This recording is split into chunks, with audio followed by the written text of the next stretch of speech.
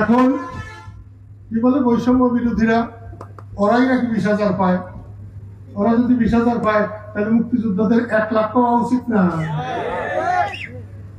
এই বছরের মধ্যে মুক্তিযোদ্ধাদের যাতে 50,000 করে সম্মানী দেওয়া হয়।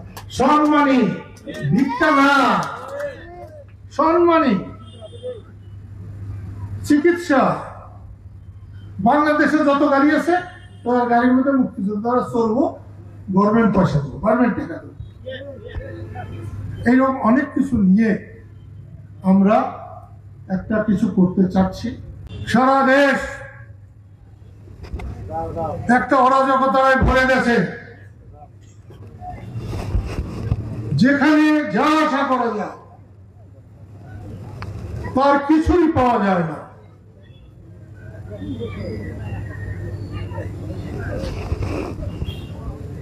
মুক্তিযুদ্ধের সেই দুঃসময়গুলো এমন ভয়াবহ ছিল না, এমন হতাশাজনক ছিল না। শত শত মানুষ মারা গেছে, হাজার হাজার ঘরবাড়ি জ্বালিয়েছে। তারপরে বলছি, আজকের মতো এরকম হতাশাব্যঞ্জক সেদিন ছিল না। বঙ্গবন্ধুর মাথায় পেশাব করা আমার মাথায় পেশাব করা হয় নাই, স্বাধীনতার মাথায় পেশাব করা হয় নাই, জিয়াউর রহমানের মাথায় পেশাব করা হয় নাই। সব মুক্তিযোদ্ধাদের মাথায়, বাংলাদেশের মাথায়, স্বাধীনতার মাথায় পেশাব করা হয়েছে। এর বিচার চাই, বিচার চাই, বিচার চাই।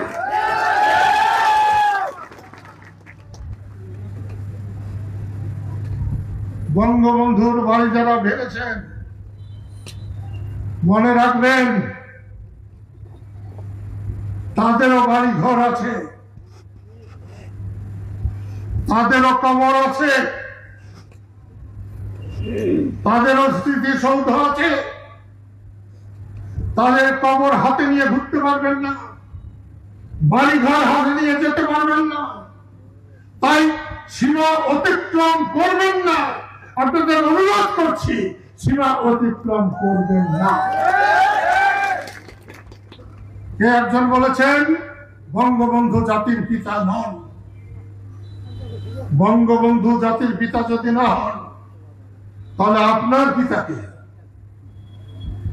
কোন সন্তানের পিতা না থাকলে সে সন্তান সম্মানী সন্তান হয় না, সে সন্তান কুলাঙ্গার হয়। যারা বৈষম্য বিরোধী আন্দোলন করেছেন, শেখ হাসিনার পতন ঘটিয়েছেন, আমি তাদের অন্তরের অন্তঃস্থল থেকে আমি তাদের সমর্থন করি। কারণ শেখ হাসিনার পতন আল্লাহর তরফ থেকে হয়েছে, অন্যায়ের জন্য হয়েছে। আপনাদের বিরুদ্ধে শেখ হাসিনার পতন হয় নাই, জনগণ রাস্তায় নেমেছিল বলে শেখ হাসিনার পতন হয়েছে। কিন্তু শেখ হাসিনার বিরুদ্ধে আপনারা যদি অন্যায় করতে যান, আমি কাদের সিদ্দিকী বেঁচে থাকতে তার বিরুদ্ধে দাঁড়াবো। আইনানুগ তার বিচার করুন, তাকে শাস্তি দিন, মাথা কেটে নেব। আর শেখ মুজিব আর শেখ হাসিনাকে এক করে দেখবেন না। মুক্তিযুদ্ধ বাংলাদেশ আর শেখ হাসিনাকে এক করে দেখবেন না। যতদিন বাংলাদেশ থাকবে ততদিন জয় বাংলা থাকবে, ততদিন বঙ্গবন্ধু বাংলাদেশের পিতা থাকবে। অধ্যাপক ইউনূস, আপনাকে আমি খুব সম্মান করতাম। বঙ্গবন্ধুর বাড়ি ভেঙেছে, আপনি দেখেছেন। আপনার গ্রামীণ ব্যাংকের বিরুদ্ধে যখন সমস্ত সরকার, দেশের অসংখ্য মানুষ রুখে দাঁড়িয়েছিল, আমি কাদের সিদ্দিকী না দাঁড়ালে আপনার অর্ধেক গ্রামীণ ব্যাংক মাটির নিচে চলে যেত।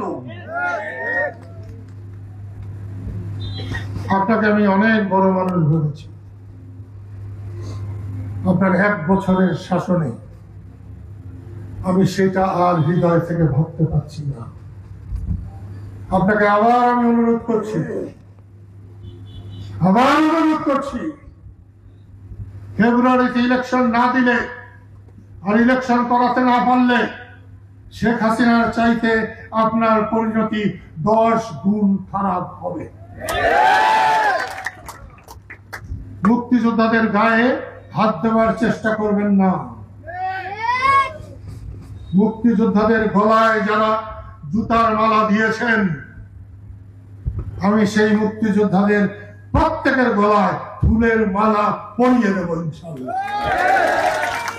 আর যারা এই জুতার মালা দিয়েছেন, আমার মাথায় এখন আসছে না জুতার চাইতে নিম্ন মানে কিছু আছে কিনা, সেইটা আপনাদের গলায় পরিয়ে দেব ইনশাআল্লাহ। লক্ষ লক্ষ বাংলাদেশ নিয়ে মস্কারি করবেন না, বাংলাদেশের স্বাধীনতা নিয়ে মস্কারি করবেন। বাংলাদেশ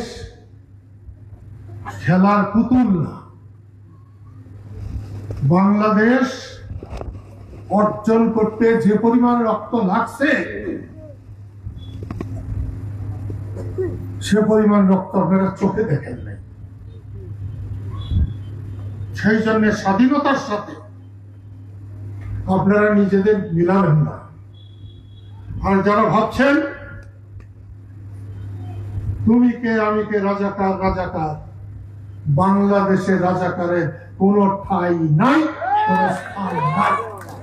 2 দিন আগে আর 2 দিন পরে বাংলাদেশকে মেনে যারা বাংলাদেশে থাকবেন, বাংলাদেশের সব সুযোগ সুবিধা তারা পাবেন, আর বাংলাদেশকে যারা মানবেন না তারা কিচ্ছুই পাবেন না।